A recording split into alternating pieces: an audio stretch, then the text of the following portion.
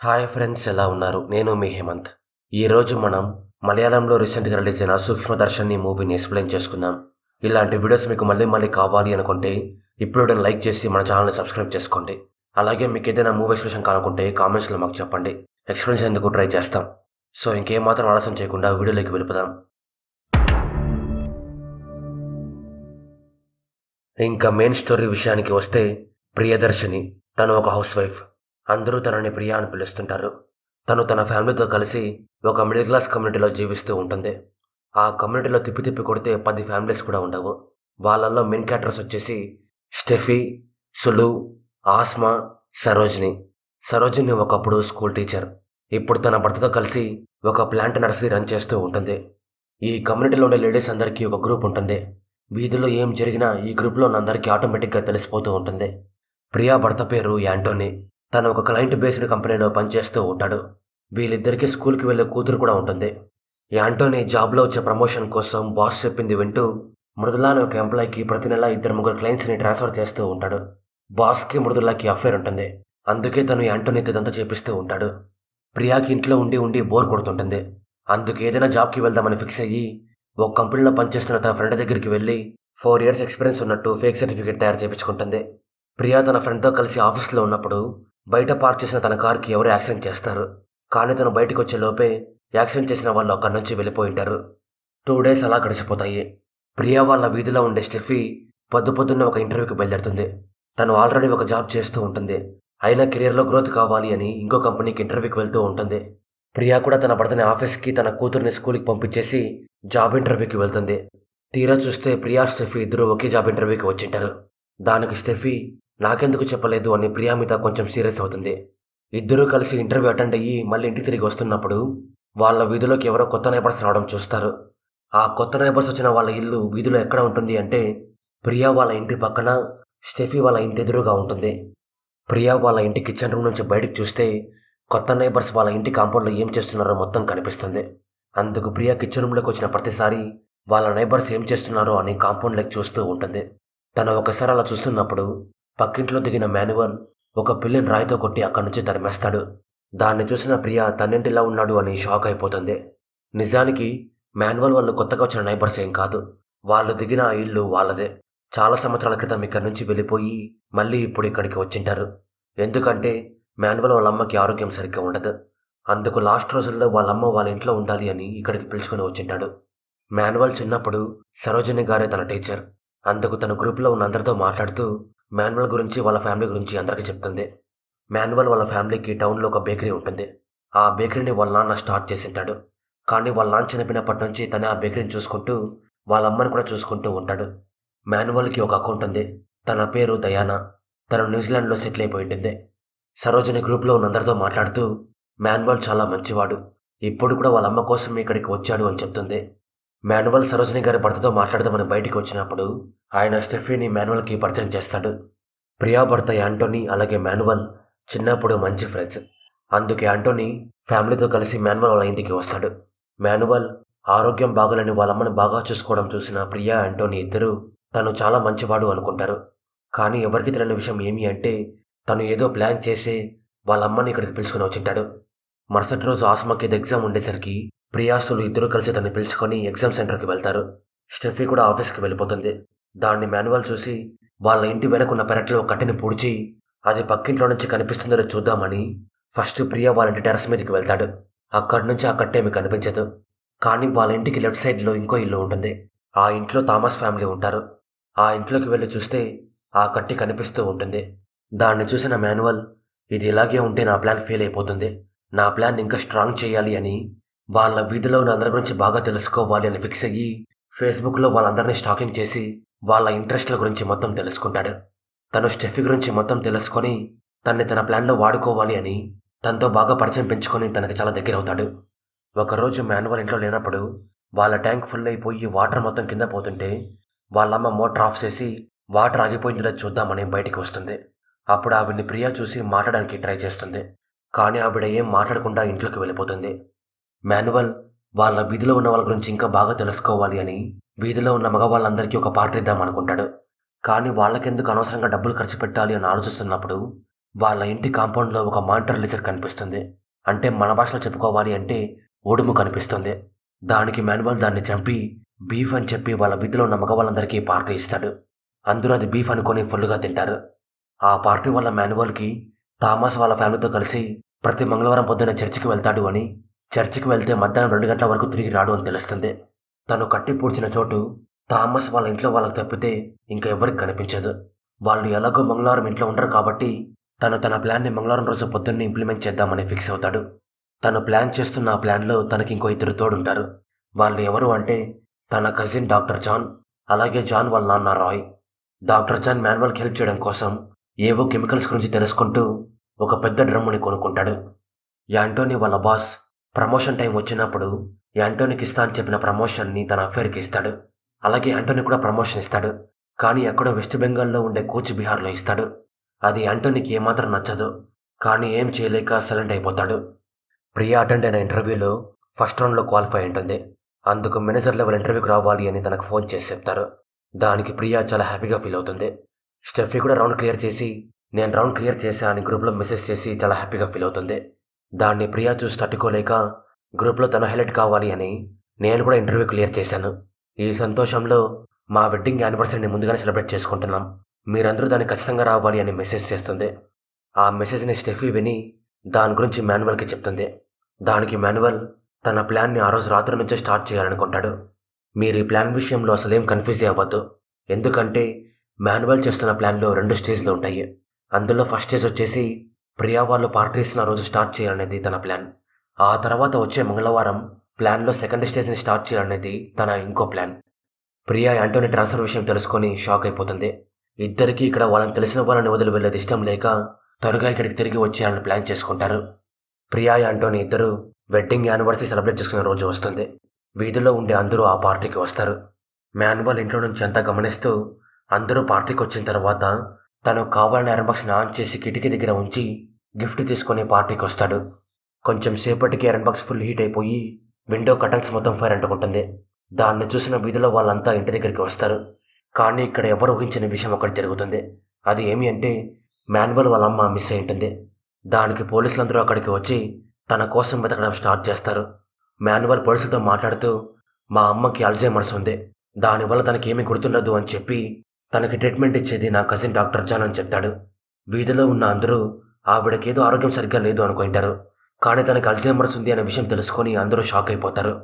పోలీసులు ఆవిడ కోసం అంతా వెతుకుతున్నప్పుడు ఒక రైల్వే స్టేషన్లో కనిపిస్తుంది. దాంతో పోలీసులు ఆమెను పట్టుకొని సేఫ్గా ఇంటికి చేరుస్తారు. మాన్యువల్ వాళ్ళ అమ్మ గురించి భయపడుతుంటే వీధిలో ఉన్న అందరూ మీ అమ్మని చూసుకోవడం కోసం ఒక నర్సును అపాయింట్ చేద్దామని తనకు ధైర్యం చెప్పి ఇంటికి వెళ్ళిపోతారు. వాళ్ళు వెళ్ళిపోయిన తర్వాత మాన్యువల్ జాన్తోనూ రాయ్తోనూ మాట్లాడుతూ ప్లాన్లో సెకండ్ స్టేజ్ని ఇంప్లిమెంట్ చేద్దామంటాడు. అంటే వాళ్ళ ప్లాన్లో ఫస్ట్ స్టేజ్ కంప్లీట్ అయిపోయి ఉంటుంది. ప్రియా మాన్యువల్ వాళ్ళ అమ్మ గురించి ఆలోచిస్తూ అల్జైమర్ పేషెంట్స్కి మతిమరుపు ఉంటుందా అని బాగా ఆలోచించి ఆవిడకి మతిమరుపు లేదు అనుకుంటుంది. నేను ఇప్పటిదాకా ప్రియా గురించి ఒక విషయం మీకు చెప్పలేదు. అది ఏమి అంటే తను మైక్రోబయాలజీలో ఎంఎస్సీ కంప్లీట్ చేసి ఉంటుంది. అందుకే తను ఏదైనా విషయాన్ని చూసినప్పుడు ఆ విషయానికి సంబంధించి ప్రతి ఒక్క డీటెయిల్ గుర్తుంటుంది. అలాగే ప్రతి విషయాన్ని అర్థం చేసుకునేంత వరకు దాన్ని వదలకపోవడం తనకి అలవాటు. అందుకు తను మాన్యువల్ వాళ్ళ అమ్మకి మతిమరుపు ఉందా లేదా మాన్యువల్ అబద్ధం చెప్తున్నాడని తెలుసుకోవడం కోసం తను చూసినా విన్న అన్ని విషయాలు దగ్గర చేసుకోవడం స్టార్ట్ చేస్తుంది. మాన్యువల్ తన ప్లాన్లో స్టెఫీని వాడుకోవాలని ఫిక్స్ అయ్యి ప్లాన్ని ఇంప్లిమెంట్ చేయడం కోసం తన కజిన్ దగ్గర స్లీపింగ్ టాబ్లెట్స్ ఇప్పించుకుంటాడు.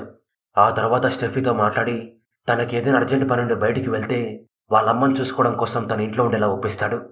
ప్రియా తనకు తెలిసిన అన్ని విషయాల గురించి బాగా ఆలోచించి మాన్యువల్ వాళ్ళ అమ్మకి మతిమరుపు లేదు అని ఫిక్స్ అవుతుంది. ఎలా అంటే ఆవిడ పనులు ఆవిడ కరెక్ట్గా చేసుకుంటూ ఉంటుంది. ఇంకా డీటెయిల్గా చెప్పాలి అంటే రోజు ఇంట్లో కుక్కర్ 4 విజిల్స్ రాగానే దాన్ని ఆఫ్ చేస్తూ ఉంటుంది. అలాగే రోజు ట్యాంక్ నిండిన తర్వాత మోటార్ ఆఫ్ చేస్తూ ఉంటుంది. తను చూసిన వాటిని విన్న వాటిని గమనించే ఆవిడికి మతిమరుపు లేదు అని ఫిక్స్ అయ్యి సులుకి ఈ విషయం చెప్తుంది. సులు ప్రియా చెప్పింది నమ్ముతుంది. కానీ ఎక్కడో ఒక చిన్న డౌట్ ఉంటుంది. ఆ డౌట్ ఏమి అంటే మాన్యువల్ మనకెందుకు అబద్ధం చెప్పాలి అని. ప్రియా కూడా ఈ విషయం తెలుసుకోవాలని ఫిక్స్ అయ్యి మాన్యువల్ బయటికి వెళ్ళినప్పుడు వాళ్ళ ఇంటికి వెళ్ళి వాళ్ళ అమ్మతో మాట్లాడదాం అనుకుంటుంది. ఈరోజు మంగళవారం.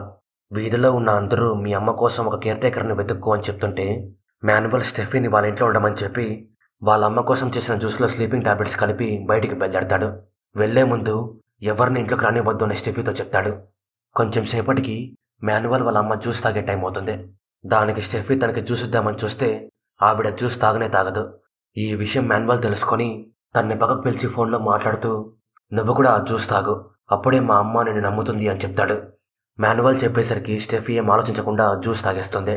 ఆ తర్వాత వాళ్ళ అమ్మ కూడా తాగుతుంది. వాళ్ళిద్దరూ జ్యూస్ తాగినప్పుడు టైం వచ్చేసి 11:10.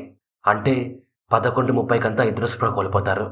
మాన్యువల్ ఇంట్లో లేడన్న విషయం ప్రియా తెలుసుకొని వాళ్ళమ్మతో మాట్లాడదామని ఇంటికి వస్తుంది. తన ఫ్రెండ్ అవ్వడం వల్ల స్టెఫీ కూడా తన ఇంట్లోకి రానివ్వకుండా ఆపలేకపోతుంది. జాన్ వాళ్ళ నాన్న రాయ్ మాన్యువల్ వాళ్ళ అమ్మని కిడ్నాప్ చేయడం కోసం ఇంటి దగ్గరికి వస్తాడు. కానీ తను ప్రియా ఇంట్లోకి వెళ్ళి చూసి మాన్యువల్కి ఫోన్ చేసి చెప్తాడు. దానికి మాన్యువల్ ప్రియాని ఎలాగైనా సరే వాళ్ళ ఇంట్లో నుంచి బయటికి రప్పించాలని ఫిక్స్ అవుతాడు. మొన్న ఒకరోజు యాంటోనీ మాన్యువల్తో మాట్లాడుతున్నప్పుడు ఇంట్లో ఉన్న పాత ఫోన్లో ఒక కేర్ టేకర్ నెంబర్ ఉంది అని చెప్పింటాడు. అందుకు తను యాంటోనీకి ఫోన్ చేసి నాకు అర్జెంటుగా కేర్ టేకర్ నెంబర్ కావాలి అంటాడు. ప్రియా మాన్యువల్ వాళ్ళ అమ్మతో మాట్లాడుతూ తనకి మతిమరుపు ఉందో తెలుసుకునేందుకు ట్రై చేస్తుంది. కానీ తను దేనికో భయపడి ఏం మాట్లాడదు. స్టెఫీ తన్ని ఆపి వాళ్ళు తాగిన జ్యూస్ని తనకు కూడా ఇస్తుంది. ప్రియా జ్యూస్ తాగినప్పుడు టైం వచ్చేసి 11:20. ప్రియా నిజం ఏంటో తెలుసుకునేందుకు ట్రై చేస్తున్నప్పుడు యాంటోనీ తనకు ఫోన్ చేసి కేర్ టేకర్ నెంబర్ అర్జెంటుగా కావాలి అని చెప్తాడు. దానికి ప్రియా వాళ్ళ ఇంటికి వచ్చేసి కేర్ టేకర్ నెంబర్ని యాంటోనీకి ఇస్తుంది. యాంటోనీ ఆ నెంబర్ని మాన్యువల్కి ఇస్తాడు. టైం 11:30 అయినప్పుడు మాన్యువల్ వాళ్ళ అమ్మ అలాగే స్టెఫీ ఇద్దరు స్పృహ కోల్పోతారు. దాంతో రాయ్ మాన్యువల్ వాళ్ళ అమ్మని కిడ్నాప్ చేస్తాడు. కానీ ఇక్కడ షాకింగ్ కలిగించే విషయం ఏమి అంటే టైం 12 అయినా ప్రియాకి ఏం కాదు.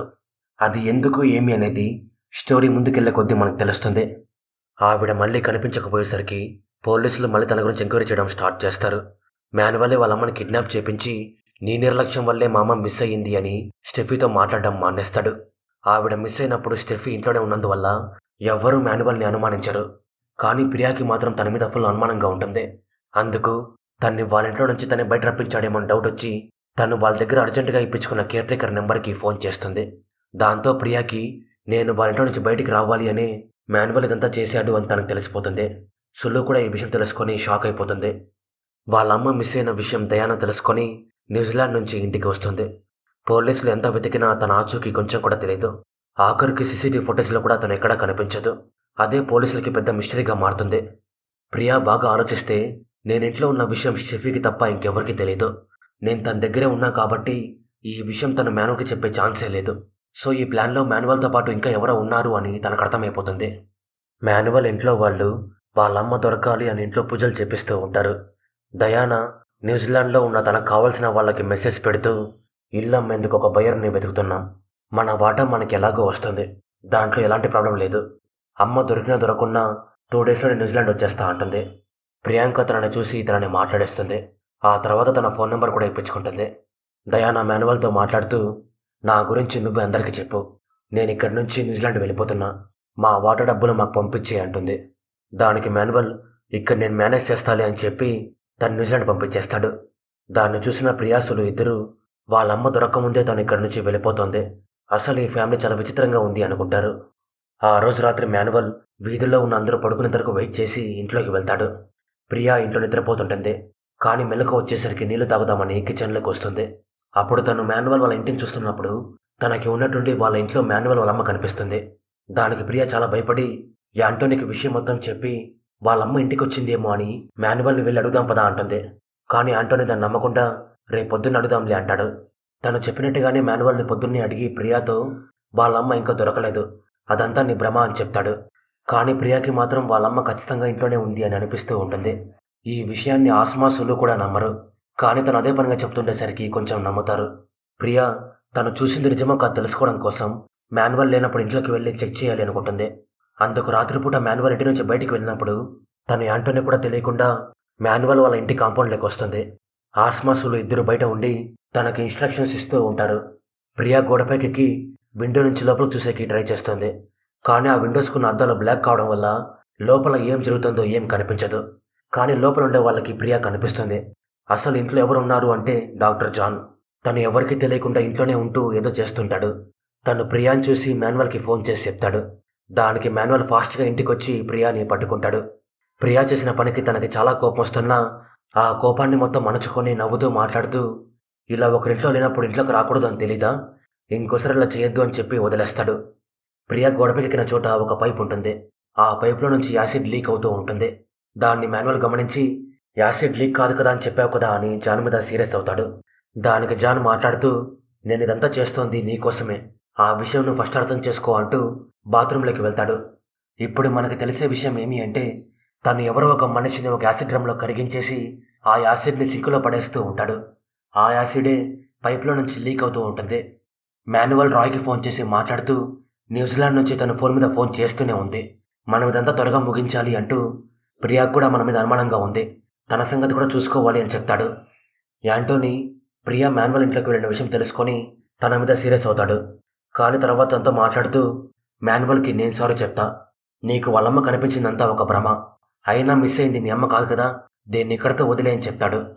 మాన్యువల్కి ప్రియా మీద కోపం వచ్చినా ఎందుకు కోపం లేదు అంటే, తను ఇంకోసారి అమ్మ కోసం ఇంట్లోకి రాకూడదు అని, అలాగే తన మీద ఎవరికి ఒక చిన్న డౌట్ కూడా రాకూడదు అని. ప్రియా ఈ విషయాన్ని అర్థం చేసుకొని, నేను వాళ్ళ ఇంట్లోకి వెళ్ళిన విషయం మాన్యువల్కి ఎవరు చెప్పారో తెలుసుకోవాలి అనుకుంటుంది. అందుకు స్టెఫీని కూడా వెళ్ళి కలుస్తుంది. అయినా తనకి ఎలాంటి క్లూ దొరకదు.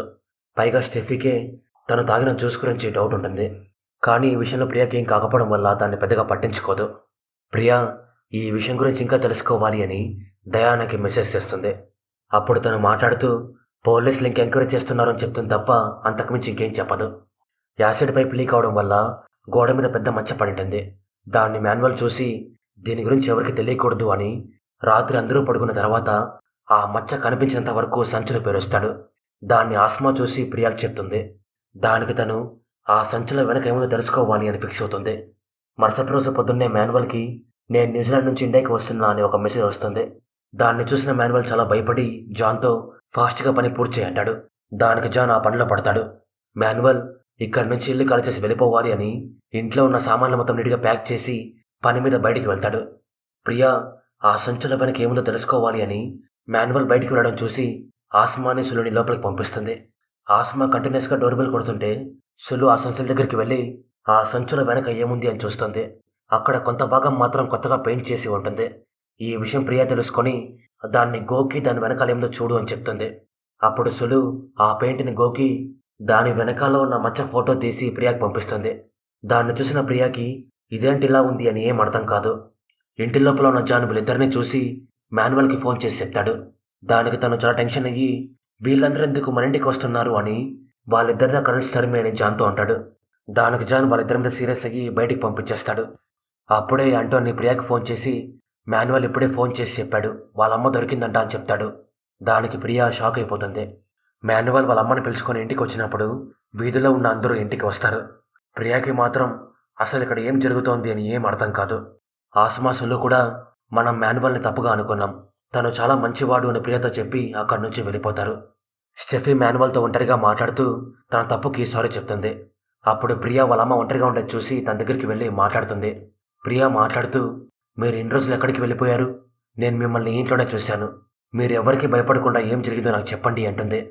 దానికి వాళ్ళ అమ్మతో చెప్పడానికి ట్రై చేస్తున్నప్పుడు మాన్యువల్ అక్కడికి వచ్చి యాంటోన్ ఇంటికి వెళ్తున్నాడు అని ప్రియాతో అంటాడు. దాంతో ప్రియా కూడా ఇంటికి వెళ్ళిపోతుంది. కానీ దయానాతో మాట్లాడదామని తనకి ఫోన్ మీద ఫోన్ చేస్తూనే ఉంటుంది. కానీ దయానా ఫోన్ లిఫ్ట్ చేయదు. ఇప్పుడే మనకు ఒక షాకింగ్ విషయం తెలుస్తుంది. అది ఏమి అంటే, దయానా ఫోన్ మాన్యువల్ దగ్గరే ఉంటుంది. ఇన్ని రోజులు తనే దయానా లాగా ప్రియాకి మెసేజ్ చేస్తూ ఉంటాడు. ప్రియాకి ఈ విషయం తెలియక ఆ ఫోన్కి కంటిన్యూస్గా ఫోన్ చేస్తూనే ఉంటుంది. మాన్యువల్ ఇక్కడ అట్మాస్ఫియర్ అమ్మకి బాగలేదు అని వీధిలో ఉన్న అందరికీ చెప్పి వాళ్ళమ్మని పిలుచుకుని అక్కడి నుంచి వెళ్ళిపోతాడు. మాన్యువల్ వాళ్ళ అమ్మని పిలుచుకుని అక్కడి నుంచి వెళ్ళిపోయినా ఆన్సర్స్ తెలియని ప్రశ్నలు ప్రియాని వెంటాడుతూనే ఉంటాయి. అందుకు తన ప్రశాంతంగా ఉండలేకపోతూ ఉంటుంది. మరుసటి రోజు ఇంటర్వ్యూ ఉండేసరికి ప్రియా స్టెఫీ ఇద్దరూ కలిసి అక్కడికి బయలుదేరతారు. ప్రియా మాన్యువల్ వాళ్ళ ఇంటి గోడ మీద ఉన్న మచ్చ గురించి తెలుసుకోవాలి అని దాన్ని శాంపుల్స్ తీసుకొని ఇంటర్వ్యూకి వెళ్లే దారిలో ఒక ల్యాబ్లో పనిచేస్తున్న తన ఫ్రెండ్కి ఇచ్చి వెళ్తుంది. తన దయానా ఫోన్కి కంటిన్యూస్గా ఫోన్ చేస్తూనే ఉంటుంది. అందుకు మాన్యువల్ దాన్ని స్విచ్ ఆఫ్ చేసి ఆ ఫోన్ని అలాగే ఒక పాస్పోర్ట్ని కాల్ చేస్తాడు. అయినా ప్రియా కంటిన్యూస్గా ఫోన్ చేస్తున్నప్పుడు the number your dialled is currently switch off అని మలయాళంలో వస్తుంది. దాంతో ప్రియాకి దయానా ఇక్కడి నుంచి న్యూజిలాండ్కి వెళ్ళలేదు అని తెలిసిపోతుంది. దానికి తనని ఎలాగైనా సరే కాంటాక్ట్ అవ్వాలి అని తన ఇన్స్టాగ్రామ్ పేజ్ని చెక్ చేస్తుంది. అప్పుడు తనకి ఇంకో అమ్మాయి గురించి తెలుస్తుంది. ఆ అమ్మాయి పేరు వచ్చేసి అదితి. తను దయానా ఇద్దరు లవర్స్. ఇద్దరూ కలిసి ఒక పాపను కూడా దత్తత తీసుకోవాలి అని ప్లాన్ చేసింటారు. ఈ విషయాలు మొత్తం ప్రియా తెలుసుకొని దయానా న్యూజిలాండ్కి వచ్చిందా అని అదితికి ఇన్స్టాగ్రామ్లో మెసేజ్ చేస్తుంది. కానీ మాన్యువల్ అలాగే తన ప్లాన్లో ఉండే ఇద్దరు తను న్యూజిలాండ్ నుంచి ఇండియాకి వస్తోంది అని భయపడుతోంది మరెవరి గురించో కాదు, అదితి గురించే. మాన్యువల్ తను ఇండియాకి రాగానే కిడ్నాప్ చేయాలని రెడీ అవుతుంటాడు. అదితి డయానాని కలుద్దామని ఇండియాకి వస్తుంది. డయానా ఇండియాకి రాకముందు వరకు అదితికి తనకి మధ్య అంతా బాగానే ఉంటుంది. తను ఇండియాకి వచ్చిన తర్వాత కూడా నేను న్యూజిలాండ్కి వచ్చేస్తా అని చెప్పింటుంది. కానీ న్యూజిలాండ్కి బయలుదేరే రోజు ఇంకా నీకు నాకు సంబంధం లేదు, నువ్వెవరో నేనెవరో అని తనకి మెసేజ్ చేసి ఉంటుంది. దానికి తను చాలా బాధపడి మాన్యువల్ని కాంటాక్ట్ అయి ఉంటుంది. కానీ ఎందుకో తన్ని ఒకసారి ఫేస్ టు ఫేస్ కలవాలి అని ఇండియాకి వచ్చి ఉంటుంది. మాన్యువల్ తన్ని పిలుచుకొని డయానా దగ్గరికి స్టార్ట్ అవుతాడు. కానీ దారి మధ్యలో రాయ్ ఫోన్ చేసేసరికి కారుని సైడ్లో ఆపి పక్కకు వెళ్ళి మాట్లాడడం స్టార్ట్ చేస్తాడు. ఈ గ్యాప్లో అదితి ప్రియా చేసిన మెసేజ్ చూసి, లేదు డయానా న్యూజిలాండ్ రాలేదు, తన కోసమే నేను మాన్యువల్తో కలిసి వాళ్ళ బేకరీకి వెళ్తున్నా అంటుంది. ఇద్దరు ఫోన్ చేసి మాట్లాడుకుంటూ ఉన్నప్పుడు ప్రియాకి ఇంకో విషయం తెలుస్తుంది. అది ఏమి అంటే డయానా న్యూజిలాండ్కి బయలుదేరాల్సిన రోజు న్యూజిలాండ్కి బయలుదేరిపోయి ఉంటుంది. కానీ తన ఫ్లైట్ ఎక్కే ముందు మాన్యువల్ అమ్మ దొరికింది అని తనకి మెసేజ్ పెట్టి ఒక వీడియో మెసేజ్ని పంపించింటాడు. ఆ వీడియోలో వాళ్ళమ్మ మాట్లాడుతూ, నాకు నిన్ను చూడాలని ఉంది, ఇంటికి రా అని పిలుస్తుంది. అప్పటి నుంచి అదితికి డయానాకి కాంటాక్టే ఉండదు. మాన్యువల్ రాయ్తో ఫోన్లో మాట్లాడుతూ, నేనెంత చెప్పినా తను వినట్లేదు, డయానాని కలవాలనుకుంటోంది అని చెప్తాడు. దానికి రాయ్ ఈ ప్లాన్ మొత్తాన్ని ప్లాన్ చేసిన ఒకరికి ఫోన్ ఇస్తాడు. ఈ ప్లాన్ మొత్తం చేసింది మరెవరో కాదు, అభం శుభం తెలీదు అనుకున్న మాన్యువల్ వాళ్ళమ్మ. తను మాన్యువల్తో మాట్లాడుతూ తనను కూడా డయానా దగ్గరికి పంపించేయంటుంది.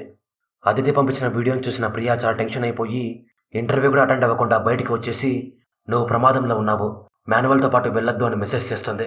కానీ తను ఆ మెసేజ్ చూసి జాగ్రత్త పడే లోపే మాన్యువల్ తనని కిడ్నాప్ చేస్తాడు. ప్రియా అదితిని ఎలాగైనా సరే కాపాడాలి అని వాళ్ళ బేకరీకి వెళ్ళి వాళ్ళ కోసం వెయిట్ చేయడం స్టార్ట్ చేస్తుంది. కానీ రాత్రైనా వాళ్ళు రాకపోయేసరికి ఇంటికి బయలుదేరిపోతుంది. అప్పుడు తనకి వీళ్ళు ఇలాంటి బేకరీని ఇంకోచోట ఓపెన్ చేస్తున్నారు అని తెలుస్తుంది. దానికి తను ఆ బేకరీ ఉండే చోటుకి వెళ్తుంది. అప్పుడే ల్యాబ్లో పనిచేసి తన ఫ్రెండ్ తనకు ఫోన్ చేసి, నువ్వు ఇచ్చిన ఆ శాంపుల్స్లో యాసిడ్ అలాగే హ్యూమన్ బోన్స్ ఉన్నాయి, ఇది చాలా సీరియస్ మ్యాటర్ లాగా ఉంది, పోలీసులు లేకుండా నువ్వు దీంట్లో ఇన్వాల్వ్ కావద్దు అని చెప్తుంది. దానికి తన పోలీసులకు ఫోన్ చేసి బేకరీ దగ్గరికి రమ్మని చెప్తుంది. ఈ విషయాలు మొత్తం తెలుసుకున్న ప్రియాకి నిజాలు మొత్తం తెలిసిపోతాయి. అసలు డయానాకి ఏమైంది అంటే వాళ్ళ ఫ్యామిలీ వాళ్ళు మొత్తం కలిసి తనని చంపేసింటారు.